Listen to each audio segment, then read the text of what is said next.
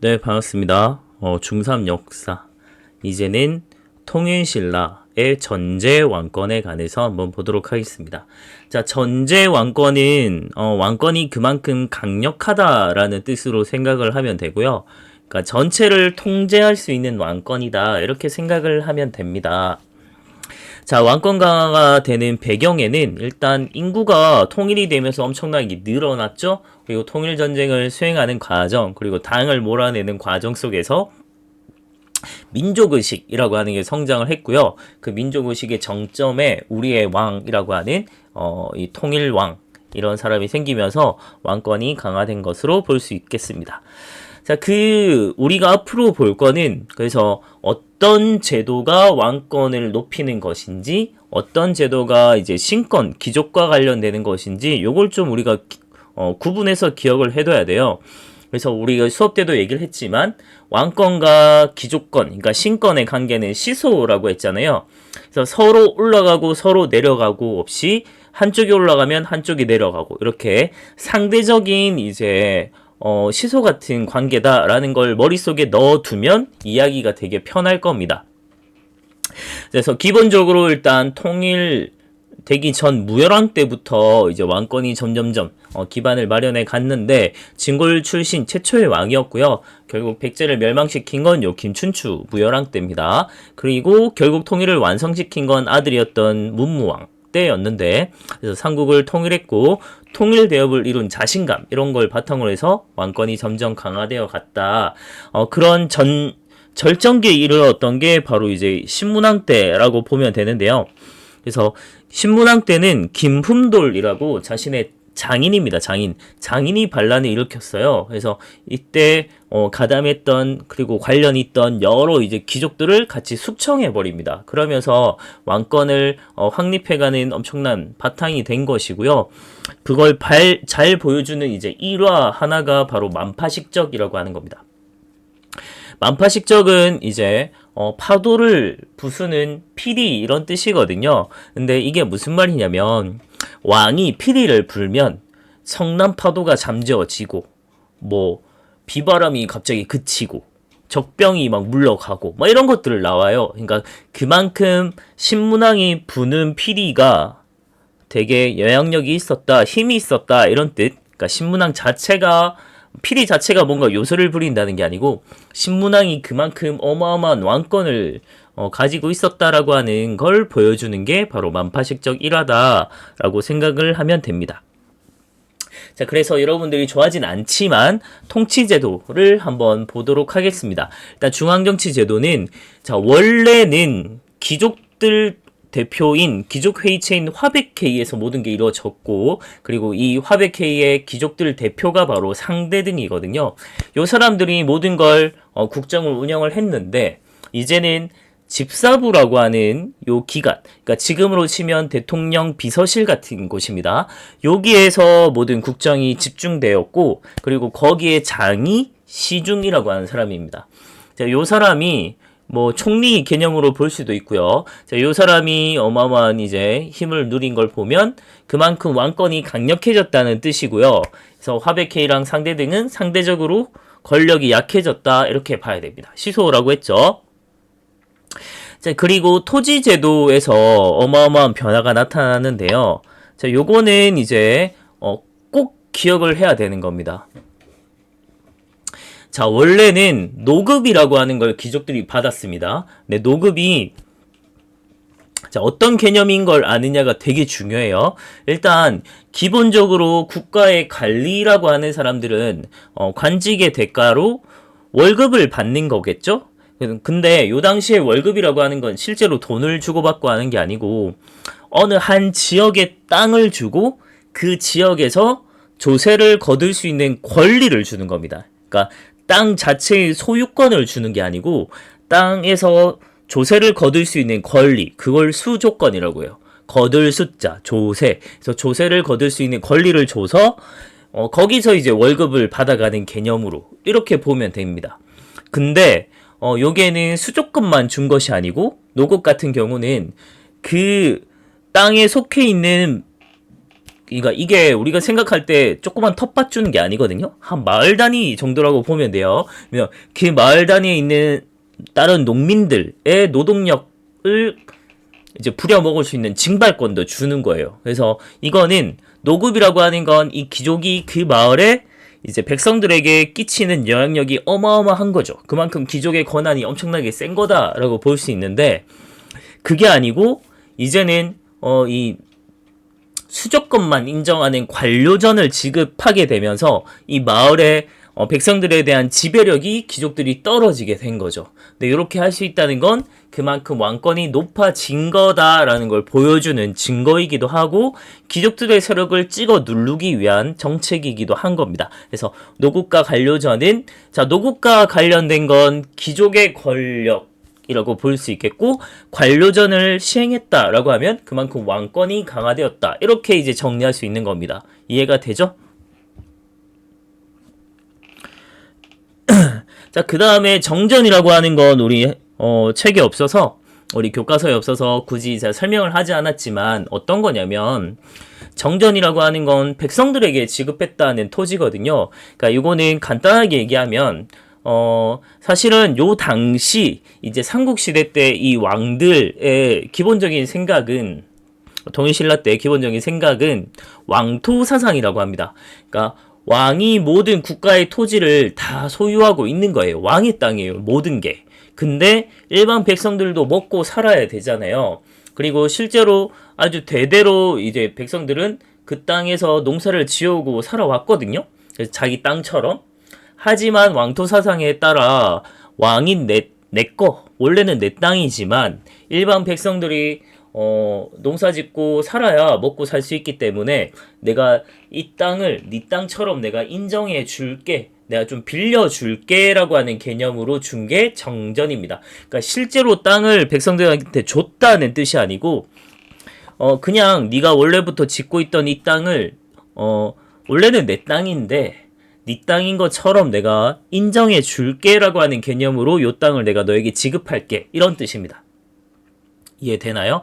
요거는 사실 정확히 몰라도 됩니다. 우리가 필요한 거는 관료전과 노급, 우리는 교과서에 있는 것만 일단 보도록 하겠습니다.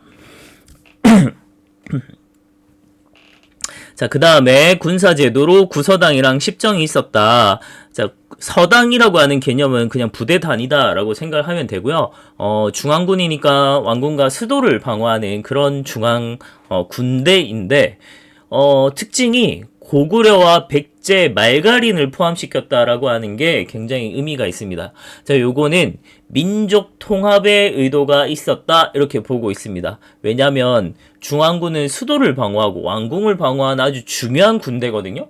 근데 거기에 옛 고구려인, 옛 백제인, 옛 말갈인, 이런 사람들을 가리지 않고 다 포함시켰다라고 하는 점은 우리 민족으로서 우리는 이제 같은 편이야 라고 받아들인다는 의미예요. 그래서 민족 통합의 의도가 있었다, 이렇게 보고요. 다음에 지방군은 십정이라고 합니다. 자, 이게 정은 한 단위라고 보면 되고요. 마찬가지로 네, 당시 신라는 구주였잖아요. 우리 지방이 구주였는데, 기본적으로는 각 주에, 그러니까 한 주에 한 정을 배치하는 형태예요. 그럼 요거는 뭐야? 자, 그러면 한 정에 한 주에 한 정이 배치되면 원래는 구정이 돼야 되잖아요. 근데 특별한 곳이 있었던 것입니다. 딱 발해랑 국경을 접하고 있고 굉장히 넓은 면적, 그리고 한강유역이라고 하는 아주 중요한 요충지를 차지하고 있는 곳이 바로 한주 지역이죠. 그래서 여기에는 한정을 더 배치하도록 한 거예요. 그래서 한 주에는 2정이 되니까 총 9정에서 플러스 1 해서 10정이 되는 거죠. 자, 그리고 기존의 귀족들을 정치에서 배제시키려면, 이제 어쨌든 정치를 하려면 왕권을 뒷받침해주는 세력이 필요로 하잖아요. 그래서 귀족들과 대척점에 서 있는 이제 다른 정치 세력을 키워낼 필요가 있었고, 그렇게 이제 선택된 이들이 육두품이었다. 육두품 애들은 워낙 능력 좋거든요. 그래서 왕의 정치적 조언자로서 육두품 세력이 이때부터 성장을 하기 시작했다. 자, 그리고 신문왕 때 국학이라고 유학 교육기관을 드디어 설립하기 시작했고요. 자, 유학이 왕권과 연결되는 건 우리 2학년 때도 얘기했지만 충과 효를 합쳐서 이제 왕권을 강화시키는 하나의 배경으로 쓴다라는 거. 와.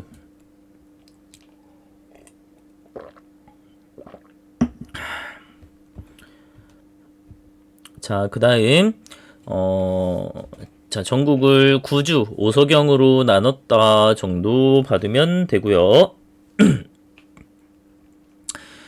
자, 군현 말단 행정구역이 촌이다라는 거 기억을 해두면 좋겠습니다. 그리고 토착 세력인 촌주가 관리를 했고요. 나중에 우리 배웠지만 수업 때 이 촌주 출신들이 나중에 대부분 호족으로서 성장을 하게 되는 거죠. 자, 그리고 수도가 경주가 신라 전체적으로 통일신라 전체적으로 봤을 때 남동쪽에 치우쳐져 있잖아요. 이제 그 토끼 꼬리 정도 있기 때문에, 그래서 그 약점을 보완하기 위해서 5소경 5개의 작은 수도를 설치하게 됩니다. 근데 요 위치를 되게 잘 봐둘 필요가 있어요. 자, 특징적인 게 뭐냐면 북원경의 위치랑 중원경의 위치는 옛 고구려 지역이다 라는 거 볼 수 있고요. 다음에 서원경이랑 남원경 같은 경우는 옛 백제 지역인 거죠. 그리고 금강경 같은 경우는 옛 가야 지역인 거죠. 그래서 이런 식으로 수도가 치우친 약점을 보완하는 거기도 하지만, 한편으로는 옛 고구려 유민들, 옛 백제 유민들, 옛 가야 유민들, 이런 지방 세력을 감시하는 역할도 했다라는 거 같이 기억해두면 좋겠습니다. 자, 그 다음 발해를 보도록 하겠습니다. 자, 발해는 우리가 4명의 왕만 보면 된다고 했습니다. 첫째, 이제 건국한 왕이 고왕이었죠. 그 대조영이 이제 건국, 요것만 기억하면 되겠고요. 그리고 처음에 당연히 발해는 거란에 대해서 굉장히 적대적이었습니다. 거란이 아니고 당에 대해서 굉장히 적대적이었습니다. 자, 그런 점을 좀 같이 기억을 해두고, 그래서 무왕하고 문왕을 같이 비교해서 기억을 해두면 되는데, 무왕은 힘술무, 당의 힘으로 맞선 사람, 힘으로 싸웠던 사람, 그리고 문왕은 당의 문화를 받아들인 사람, 요렇게 이제 기억을 하면 좋겠습니다. 그래서 무왕 때는 영토를 좀 넓히기도 했고요. 북만주 쪽으로. 그리고 산둥반도를 먼저 공격했던 인물이기도 합니다. 요때 공격하러 갔던 장군이 장문휴라고 하는 사람입니다. 자, 그 다음 문왕 때는 당과 이제 친선 관계를 맺고, 이제 신라랑도 상설 교통로를 개설하면서 이제 문물을 받아들이고 되게 발전했던 그런 왕이고요. 그 다음 최전성기를 이끈 사람은 선왕이라고 하는 사람입니다. 자, 이 사람 때 영토를 최대로 확장을 했고요. 그래서 이제 중국으로부터 해동성국, 바다 건너 동쪽에 융성한 나라다라는 뜻으로 해동성국으로 불리기도 했다는 점 같이 기억해두면 좋겠습니다. 자, 그러다가 결국 거란의 침략으로 626년에 멸망을 했고요. 그 전에 이제 고려가 이미 918년에 세워져 있었기 때문에 상당수의 유민들이 고려로 망명한 걸 볼 수 있습니다. 왜냐하면 고려 자체가 고구려를 계승한 나라를 표방을 했고, 발해도 이제 고구려 유민들이 세운 나라잖아요. 그래서 같은 계통이기 때문에 아주 많은 발해 당시 이제 왕자를 비롯해서 많은 유민들이 고려로 망명했습니다. 마찬가지로 발해 부흥운동도 있었지만 요거는 우리 굳이 다루지 않아서 넘어가도록 하겠습니다. 자, 발해의 통치체제 한번 보도록 하겠습니다. 발해는 당의 삼성육부를 수용한 형태였는데 독자적으로 운영됐다는 점이 특징이에요. 그 중에 원래는 명칭이 이렇거든요. 상서성, 문화성, 중서성 이렇게 이제 이루어져 있는 형태인데, 발해는 요 명칭도 달랐어요. 정당성, 선조성, 중대성 이렇게 이루어져 있고, 그리고 정당성 아래에 이 육부를 이원적 체제로 운영을 했다는 게 좀 특징입니다. 그래서 자사정의 3개, 우사정의 3개 이렇게 좀 이원적으로 구성을 했고요. 그리고 특히 요 육부의 명칭 자체가 원래 이제 육부는 이호, 예병, 형공 이렇게 6개가 이루어지는데 발해 같은 경우는 충인, 의지, 예신 여기서 유교적인 덕목을 이름으로 갖다 붙였다는 게 굉장히 독자적인 특징이다라는 거 같이 받으면 되겠습니다. 그리고 이제 지방 같은 경우는 5경 15부 62주 이렇게 운영이 되었다라고 보면 되는데요. 그 전에 우리 유학교육기관으로 주자감이란 게 있었다 같이 기억을 해두면 되겠습니다. 이제 발해 같은 경우는 가장 영토가 넓은 나라였죠. 그래서 신라 같은 경우는 9주였지만 발해는 62주입니다. 어마어마하죠. 이 주가 워낙 많기 때문에 그보다 한 단계 높은 단위의 부라고 하는 행정 단위도 있었고요. 수도가 5개예요. 물론 이제 수도가 계속 이동해서 이제 총 5개가 되는 거긴 한데요. 그래서 5경 15부 62주 기억해두고 말단 행정구역은 역시 촌락으로 구성이 되는데 이 촌락 같은 경우는 토착 세력가에 의해서 다스려졌다. 근데 우리가 기억해야 될 게 뭐냐면 자, 발해의 민족 구성은 소수의 고구려인이 이제 지배층을 형성하고 정말 다수의 말갈인들이 이제 일반적인 이제 피지배층, 이제 평민이라고 보면 되는데 그래서 말단 행정구역은 촌락에는 전부 다 이제 말갈인들이 살아가는 거죠. 그래서 얘들이 마음만 먹었다면 충분히 얼마든지 이제 뒤집을 수 있었을 텐데 반란을 할 수 있었을 텐데 발해에서 말갈인들이 막 반란하고 이런 경우가 없거든요. 그래서 그 바탕에는 이 말단 행정구역 촌락을 토착 세력가에 의해서 자치가 허용이 됐다는 점과 그리고 이 말갈인들의 풍습과 문화 이런 것들을 허용해 줬다는 게 굉장히 큽니다. 그리고 군사 조직은 중앙군 12, 지방군은 따로 뭐 없습니다.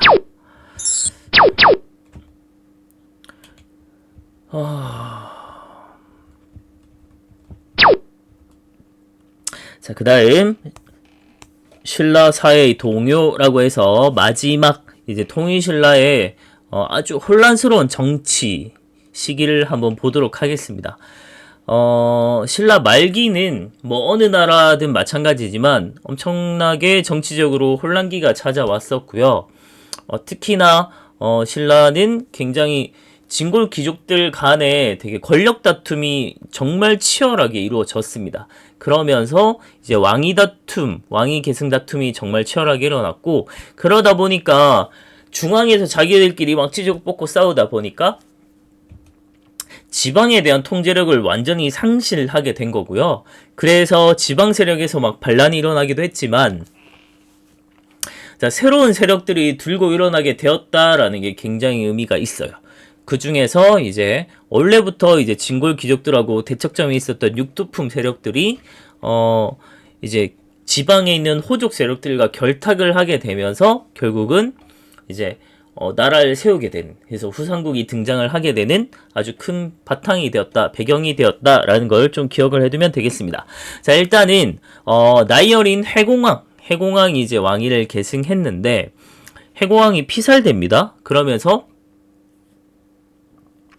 이제 150년 동안 수명의 왕이 교체되는 정말 치열하게 자기들끼리 죽이고 하는 게 막 나타난 거죠. 그러면서 지방에 대한 통제력을 완전히 잃었다고 했잖아요. 자, 그 중에서 요거랑 관련된 게 지방에서도 왕위 계승에 가담했던 반란들이 일어나요. 그 중에 하나가 김원창의 난이고 또 하나가 이제 장보고의 난입니다. 자, 김원창의 난 같은 경우는 정말 어마어마했습니다. 당시 이제 원성왕에게 밀렸던 김주원의 아들이에요. 그러니까 얘도 이제 진골귀족. 아빠가 왕이 됐으면 얘도 왕이 될 수 있었던 애라고 보면 되겠죠? 얘가 이제 웅주에서 난을 일으켰고요. 그러니까 당시 9주 5서경 중에서 5주 3서경이 가담을 했으니까 절반 이상, 나라의 거의 절반 이상이 가담할 정도로 큰 호응을 얻었던 게 이 김원창의 난이었다. 장보고의 난도 마찬가지입니다. 장보고도 이제 왕에게 이제 자기 딸을 시집 보내가지고 진골귀족의 딸을 이제 시집 보내서 왕위 계승에 좀 참여하려고 했던 그러다가 결국은 염장이라고 하는 애한테 살해를 당하면서 이제 청해진도 다 무너지고 자기 오랫동안 쌓아 올렸던 업적이 다 물거품이 되어버렸죠.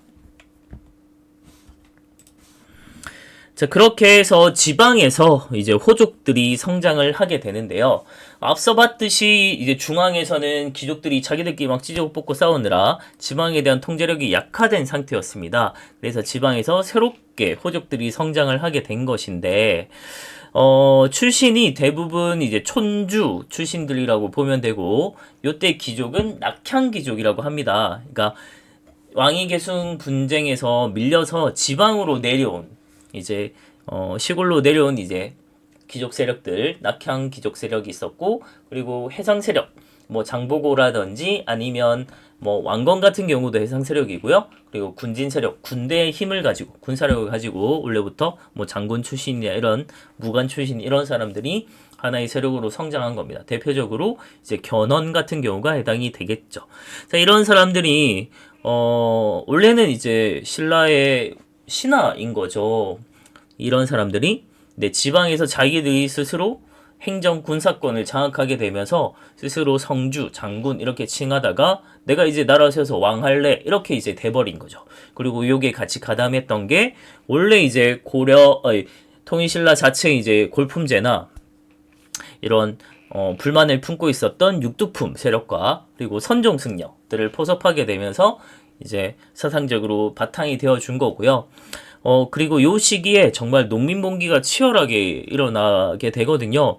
일어난 농민들을 자신의 세력으로, 자신의 이제 백성으로 끌어들이게 되면서 호족들이 자신의 많은 백성들을 가지고 이제 군사로, 국왕으로 이제 등극을 하게 되는 그런 모습입니다. 그렇게 해서 이제 후삼국, 그 중에 후백제, 후고구려가 등장을 하면서 이제 남아있는 통신과 함께 이제 후삼국이 형성이 되는 거죠. 자, 근데 요거 한 명 기억을 해둘 거는 농민봉기랑 관련해서 9세기 말 때 신라에 아주 정말 엉망인 이제 여왕이 한 명 있었어요. 그 사람이 진성여왕이었고 요때 아주 뭐 사치와 향락 이런 게 극에 달해서 정말 문제가 많았는데 그럼에도 불구하고 세금을 자신의 사치랑 향락 때문에 세금을 더 많이 뜯어가는 거 때문에 농민들이 결국은 못 살겠다라고 들고 일어나게 된 거죠. 최초의 농민 반란은 상조에서 원종과 애노에 나뉘었고요. 그래서 이게 전국적인 농민봉기로 발전을 했습니다. 자, 그렇게 해서 이제 성장했던 대표적인 이제 호족 세력이라고 한다면 기헌, 뭐 양길, 견훤, 궁예 이런 애들이 있었고요. 얘들이 농민을 자신의 세력으로 끌어들이면서 나라까지 세우게 되었다. 이렇게 보면 되는 겁니다. 자, 그 중에 하나가 바로 후백제라는 걸 볼 수 있는데 견훤이 정확히 900년에 완산주, 지금의 전주에 이제 도읍을 하게 됐고요. 자, 원래는 상주 지방의 군인입니다. 그러니까 신라의 이제 군인 출신인데 후백제랑 아무 연고가 없어요. 근데 이 후백제인들의 감성을 건드린 거죠. 유민들의 마음을 이용을 해서 이제 전라도 충청도 옛 백제 지역에서 이제 후백제라고 하는 나라를 건국을 했다. 나라를 세우려면 명분이 필요해요. 그래서 내가 백제를 계승한 나라를 만들겠다. 이렇게 이제 만든 거죠. 자, 그 다음 901년에 후고구려가 건국이 됩니다.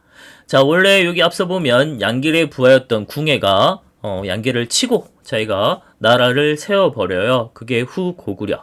근데 송악에 도읍을 했다는 게 좀 잘 봐둬야 됩니다. 개성. 자, 이 개성이라는 곳은 송악은 원래 왕건의 근거지입니다. 왕건이 송악 출신의 호족이에요.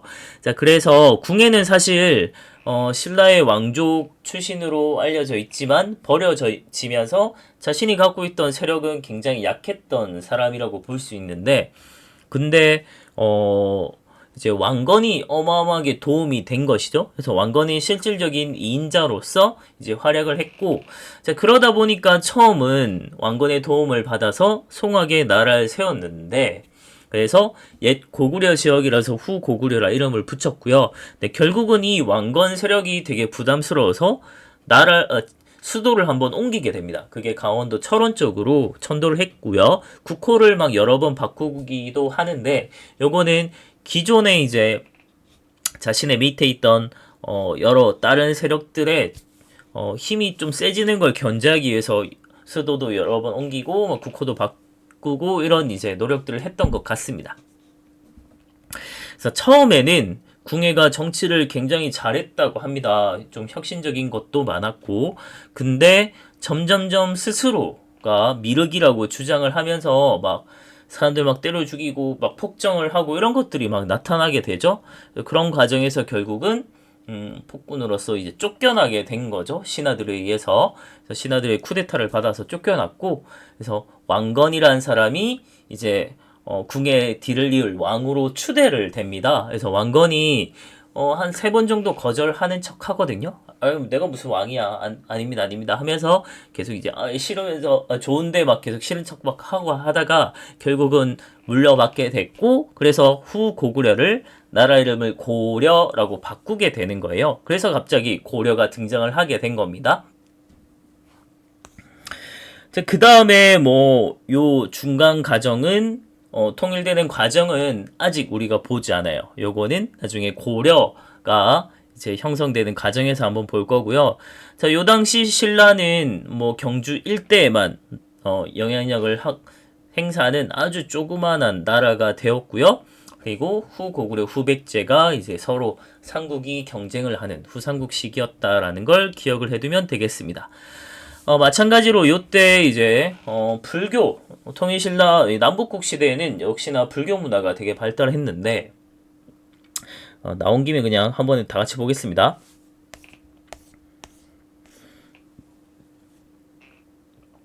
자, 통일신라 때 스님은 딱 3분만 기억하면 됩니다.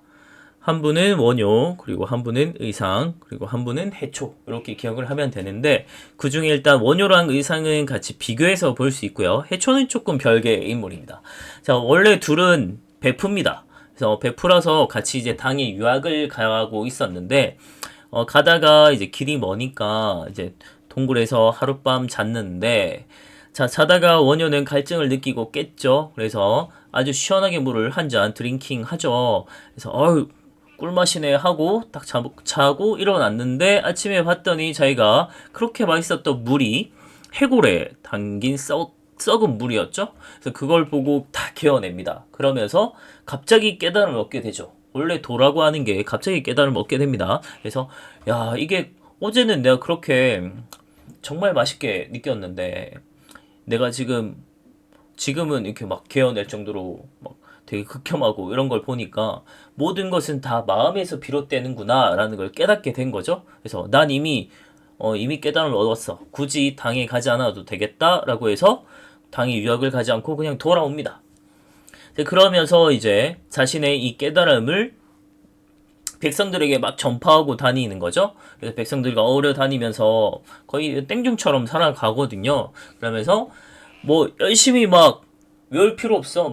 경전 공부하지 않아도 돼. 그냥 나무아미타불 요것만 열심히 외우면 누구나 극락왕생할 수 있다 라는 걸 주장하고 다닙니다. 그게 아미타 신앙이라고 하는 거고, 나무아미타불 간세음보살 할 때 나무아미타불 요거, 자, 그게 이제 불교 대중화에 기여했다. 그래서 되게 대중적인 불교랑 이제 대중이랑 실제로 같이 호흡을 했던 인물이 원효라고 하는 인물이고, 자, 그거랑 반대로 이제 의상이라고 하는 사람은 당에 해골을 마시지 않았거든요. 그래서 깨달음을 얻지 못했습니다. 그래서 자기는 당에 끝까지 가서 유학을 했고요. 그래서 화엄종이란 걸 연구해 와서 신라 화엄종이라고 하는 걸 개창을 했고, 정주에 이제 부석사라고 하는 이제 절을 비롯해서 굉장히 많은 절들을 건립한 인물이다. 그리고 이 화엄종이라고 하는 건 기족불교에 가깝다, 기족불교다 이렇게 생각을 하면 됩니다. 그래서 원효는 대중, 그리고 의상은 기족불교, 이렇게 좀 차이가 난다. 친구지만. 자, 그 다음에 해초라고 하는 인물은 당을 거쳐서 실제로 이제 인도까지 불교를 찾아서 실제 인도까지 갔다 온 인물이고요. 자기가 이 갔다 온 기록을 남겼거든요. 그래서 스님으로서의 업적도 대단하지만 이 왕호천축국전이라고 하는 이 뭐 쉽게 생각하면 인도 갔다 온 답사기죠. 이 책이 굉장히 유명합니다. 그러니까 왕은 갔다는 뜻이고요. 5는 숫자 5 얘기하는 거고, 천축국은 하늘의 축복을 받은 나라. 당시 요 사람들이 말하는 하늘의 축복은 이제 부처님의 축복을 받은 거겠죠. 그래서 인도를 뜻합니다. 근데 인도가 당시 5개로 분열돼 있었대요. 그래서 5개 분열된 이 5개의 인도를 갔다 온 기록이란 뜻이죠. 왕호천축국전. 원효, 위상.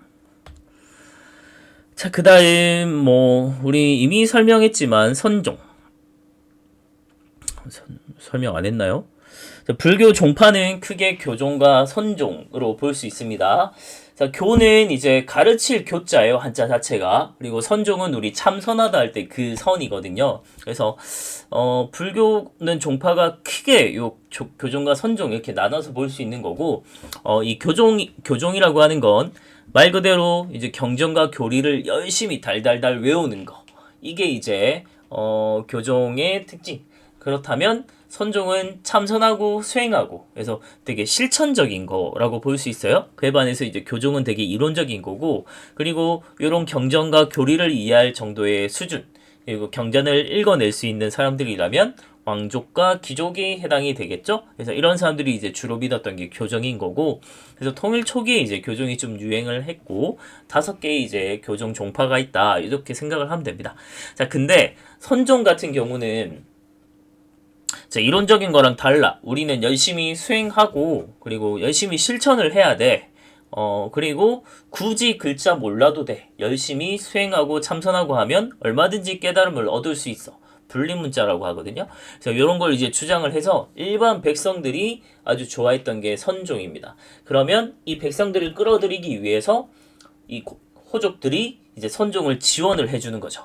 그러면서 신라 말기 되면 여러 이제 지방에 선종 사찰들이 막 생기기 시작하거든요. 그걸 이제 선종 구산이라고 얘기를 하는데, 요거 이제 위치를 받으면 좀 이해할 수 있습니다. 자, 핑크로 돼 있는 부분이 이제 선종이거든요. 근데 위치를 보면 알겠지만 경주에서 벗어나서 되게 지방에 이렇게 자리한 걸 볼 수 있습니다. 요거는 지방의 호족들이 그만큼 열심히 지원을 해줬다라는 걸 좀 받으면 됩니다.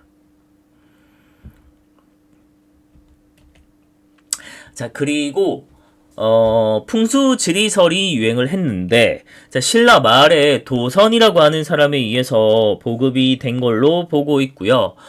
그리고 이 풍수지리설은 뭐 수맥이 흐른다면서 내가 막 수업 때 막 얘기했죠. 요거랑 그리고 명당이랑 좀 관련이 있어요. 근데 우리가 봐야 될 건 뭐냐면, 신라에서 원래 가장 중요한 위치 지역이라고 보자면 수도인 금성, 이제 경주잖아요. 근데 그 말고도 지방에도 되게 중요한 명당들이 있어 라고 하는 생각을 가진다는 건 기존에 가졌던 이제 신라 정부에 좀 도전할 수 있는 하나의 중요한 사상적인 기반을 제시해 주는 겁니다.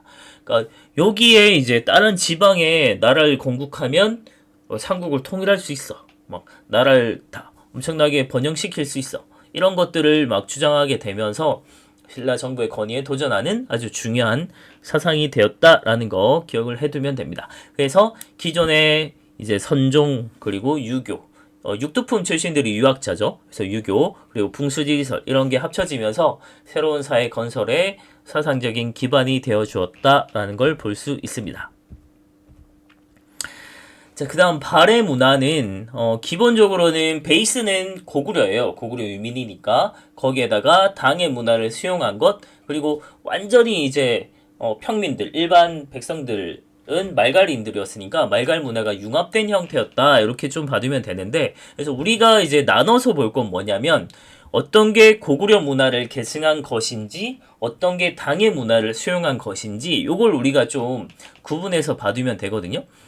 자, 고구려 문화를 계승한 대표적인 건 이불병자상이라고 해서, 자, 여기에 나와 있는 영꽃무늬가 포인트라는 거고요. 마찬가지로 발해하면 석등이에요. 굉장히 큰 이제 석등이 있는데 요 기둥 부분에 요 연꽃무늬 이런 것들이 또 특징. 다음 연꽃무늬 기와 이런 거라든지 이런 것들이 이제 다 고구려 양식. 그리고 모주림 천장 구조라고 해서 모주림 올라갈수록 점점점 모가 줄어든다는 뜻인데 이런 것도 이제 고구려의 양식. 그걸 기억해두면 되겠습니다. 그 다음 통일신라의 문화는 일단 뭐 안압지라고 해서 요거 동궁과 월지라고도 하는데요. 요거 본 적 있을 겁니다. 인공연못이죠. 다음에 불국사 볼 수 있고요. 다음 석굴암이라든지 이런 것도 볼 수 있고요. 다음에 자, 요 당시에 범종이 많이 만들어졌어요. 범종은 겁나 큰 종을 얘기하는데 우리 성덕대왕 신종이라고 해서 에밀레종 얘기했었죠. 에미야 요거 있었고요. 그리고 상원사 동종 가장 오래된 이제 범종이 있습니다. 자, 그리고 탑 불국사 3층 석탑이라고 해서 불국사에 가면 석가탑이 있죠. 요게 석가탑이라고 불리는 이유는 여기에서 엄청난 무구정강 대다라니 경이라고 하는 게 발견됐기 때문입니다. 바로 요거죠. 요 왼편에 보면 요 읽어보면 무구정광 대다라니 경 돼 있습니다.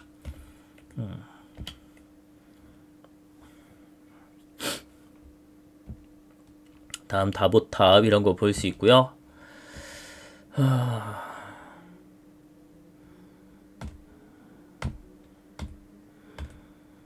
다음 뭐 신라는 돌무지 덧널무덤 만들어지다가 다시 마지막에는 굴식 돌방무덤의 형태로 갔는데 신라는 꼭 똑같이 만들지 않아요. 그래서 둘레돌이라고 해서 요 굴식 돌방무덤 요 둘레에 있는 돌에다가 이제 12지 신상을 조각했다는 게 좀 특징.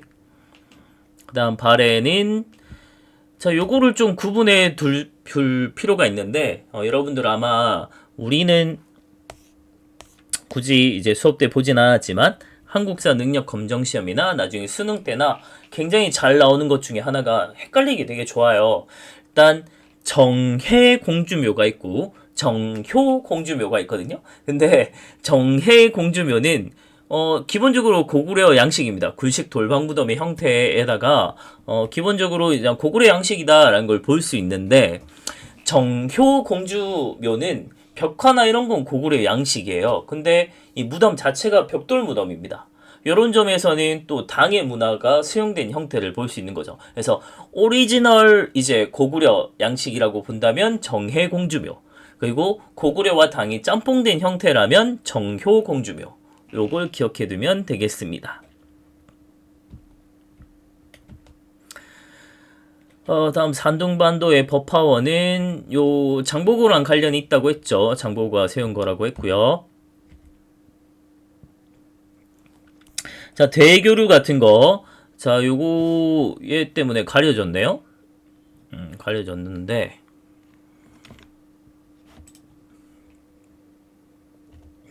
날려버리겠습니다.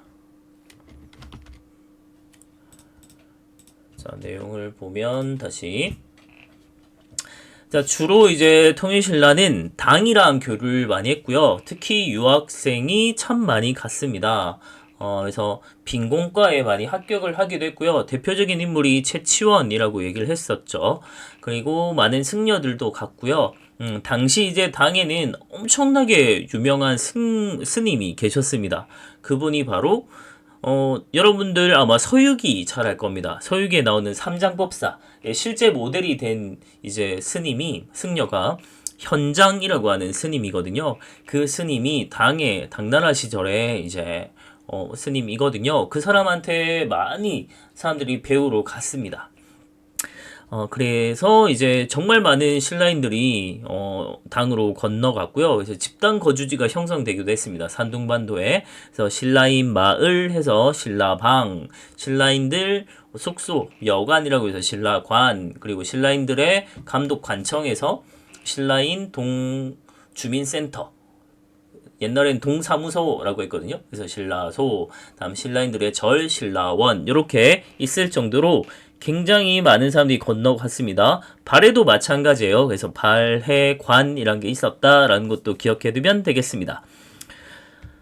그리고 당시 국제무역항은 울산항이다 얘기했었습니다. 자, 왜냐면, 자, 원래는 기본적으로 당과 교류하는 지역은 서해 쪽에 있는 당항성이에요. 근데, 당항성에서 수도인 경주까지 오려면 굉장히 오랜 기간 육로를 거쳐서 와야 되는데, 그러면 로켓 배송이 안 된단 말이죠. 그래서 경주 아주 바로 아래에 있는 이 울산항이 당시에 귀족들의 사치품을 담당하는 국제적인 무역항으로 어마어마하게 성장합니다. 자, 울산항에 들어오게 되면 경주까지 바로 로켓 배송이 가능합니다.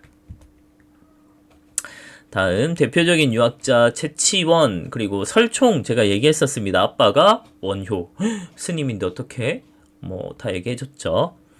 자, 그리고 독서 상품가. 자, 원성왕 때 실시했는데, 그러니까 유교 경전의 이해 수준 가지고 학문 성적에 따라 1품, 2품, 3품. 사실은 상중하 매기는 거거든요. 근데 우리 이해하기 좋게 1품, 2품, 3품 이렇게 품을 매겨가지고 성적에 따라 관리를 인용한다는 제도. 그러니까 일종의 이제 과거제 같은 제도인데 실제로는 골품제 때문에 제대로 시행할 수가 없었다. 이거 기억해두면 되겠습니다.